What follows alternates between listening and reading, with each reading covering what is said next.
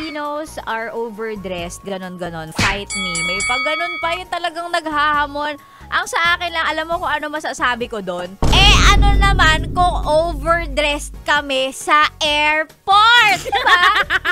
Mahilo-hilo ako for how many weeks para lang makapag-ipon sa travel na yon. Halos gumawa ako ng PowerPoint para i-defend sa boss ko na deserve ko yung 2 araw na leave. Tapos sasabihin mo sa akin, pagbabawalan mo ko at sasabihin mong overdress pag naka-trench coat at saka naka-boots na ako sa NAIA Terminal 3?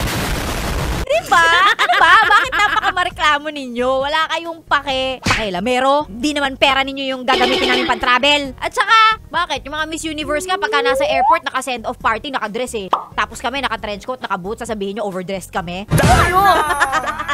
At saka, hello, there's no such thing as overdressed. Wow. Masyado lang kayong plain magdamit. So, wala lang, dinedefend ko lang yung mga gustong mag-OOTD. Yung pinag-iisipan kung anong isusuot nila pag nasa airport na sila or kapag mag-out of the country sila. Ayan, yun na! Ano ba? Babawiin nila sa OOTD yan kasi alam nilang nakatipid na sila kasi naka-piso sale sila.